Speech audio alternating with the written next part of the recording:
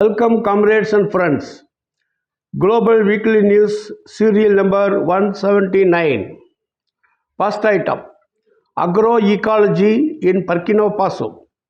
Founded by the revolutionary leader Thomas Sankara, his sister Blandine Sankara, Yellamani Association inspires the fight against desertification in Burkina Faso, Sahel country in Africa. Yellamani means change or transformation in African language. So Thomas Sankara's sister, Blandine Sankara, she founded Yellamani Association. The association's objective is to change the relationship between people, land, and food, valuing local resources and restoring the dignity of the peasant world. Agroecology is seen not only as a production technique but also as an anti-colonial instrument. Blandine Sankara said, food sovereignty and agroecology are forms of resistance to the economic model and also as a form of decolonization. Yellamani Association has recovered degraded lands, created a peasant seed bank, trained hundreds of farmers and students, and has been at the forefront of national mobilization against foreign corporations such as Monsanto and the Bill Gates Foundation. In a country where more than 80% of the active population makes their living off agriculture, peasant movements and social organizations have defended the production of healthy food and food self-sufficiency as a path to liberation from the wounds left by French neocolonialism. Second item, comrades. Israel assassinates Hezbollah's chief. Israeli warplanes launched a deadly airstrike in the southern suburb of the Lebanese capital, Beirut on 23rd November.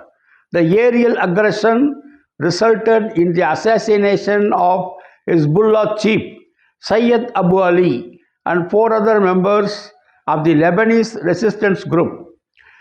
Syed Abu Ali, since the foundation of Hezbollah in 1982, has many credits of achievements throughout the battle until the liberation of southern Lebanon from the Israeli occupation in 2000 and in its operations against Israel during the 2006 war. Israel was determined to eliminate Syed Abu Ali due to his efforts to rebuild Hezbollah's military capabilities. Some media outlets indicated the possibility that the Israeli government decided to assassinate Syed Abu Ali to get $50 lakh reward, which the US had offered in 2018 for information leading to his capture. Third item, comrades, Fidel Castro's final reflections. 9 years after his death, we look back at some of the most relevant themes in Fidel Castro's final writings after stepping down as president of Cuba. Despite Washington's unrelenting attempts to overthrow and even assassinate Fidel Castro, Fidel continued his rule and the development of the Cuban Revolution, which began in 1959 after the overthrow of Batista dictator. Fidel resigned as president of Cuba in 2008. Many believed that after his death, the Communist Party of Cuba's government would collapse. Castro's written work was generally published in Cuban and international newspapers. Fidel insisted that if human beings continued down the path of savage capitalism, they would bring about the end of their own existence. For Fidel, climate change was not only a transformation of certain environmental aspects, but also the destruction of human existence. According to Fidel's vision, human beings have been incapable of properly managing a legacy of 4 billion years, 400 crore years, once they appeared on earth 2 lakh years ago. The human beings changed the face of the world. During the Cuban Missile Crisis, the world was on the brink of self-destruction. Fidel warned of the massacre that would take place years later in Palestine. He said, as soon as the warships of the US and Israel take their positions, the terrible war will begin.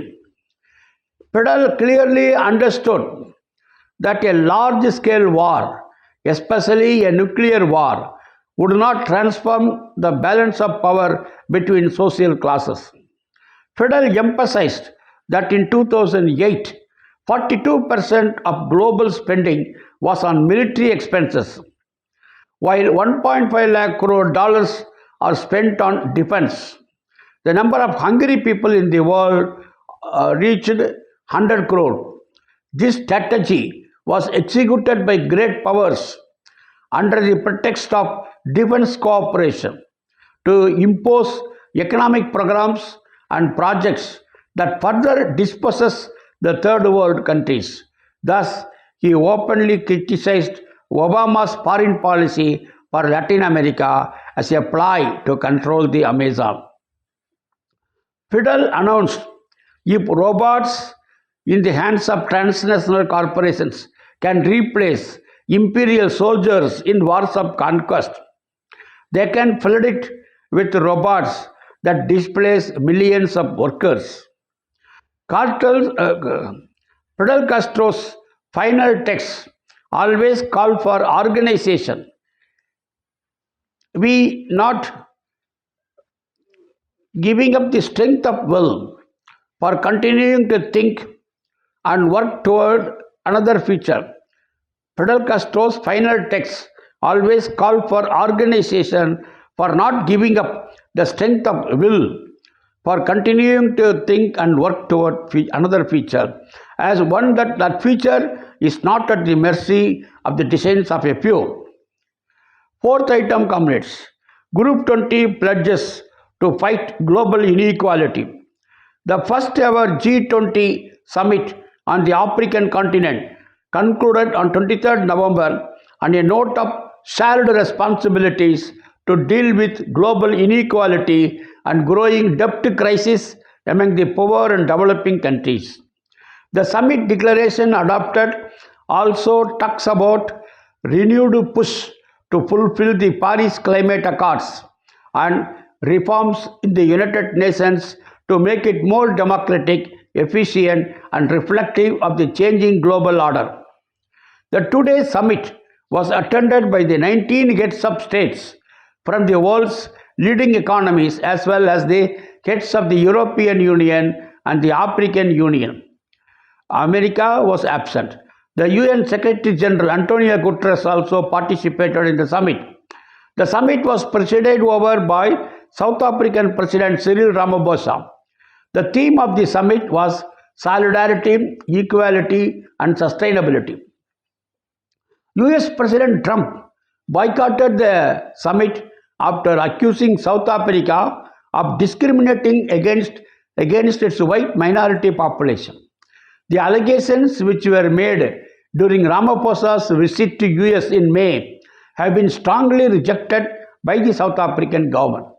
Sticking to its shifts towards unilateralism and climate skepticism, the US had also objected to the summit's broad agenda about the transition to renewable energy, providing relief to the poor nations from crippling debt and fighting against the climate change. Ramaphosa, during his inaugural address, had claimed that the G20 underscores the value and relevance of multilateralism and recognizes that the challenges we face can only be resolved through cooperation, collaboration, and partnership. The US will host next year's summit. The declaration expressed members' commitments to multilateralism and equitable global governance, with the United Nations at the core. In the context of the growing violations of international laws by certain countries, the declaration emphasizes the need for every country to follow international laws as described in the UN Charter. The declaration underlined the need to reform institutions such as the World Trade Organization. The following are members of G20: Britain, Germany, Canada, Japan, South Korea, Argentina, France, Italy, Saudi Arabia, Turkey, Russia, Brazil, European Union, African Union, India, Indonesia, Australia, South Africa, and America. Fifth item, comrades. Venezuela's popular consultation 2025. Popular consultation is a mechanism that allows residents to choose which infrastructure projects they want to see implemented in their neighborhoods. The fourth popular consultation of 2025 in Venezuela has taken place on 23rd November. US has imposed sanctions on Venezuela. Besides, on the pretext of drug trafficking, US is taking war efforts to launch war on Venezuela. One neighborhood leader said that vote on November 23 was a show of the population's support for Nicolas Maduro. He also said that we have to continue Hugo Chavez's legacy. It won't be easy for the United States to come in Venezuela. Based on the decision in the vote on popular consultation, each commune chooses 7 projects that are put to vote. The 2 most voted receives $10,000 each so they can be executed. Last year on 2nd April, first consultation was implemented. Voting in the popular consultation is generally increasing, gradually increasing, and already reaching the same number in a presidential election, in a municipal or legislative election. Come to sixth item.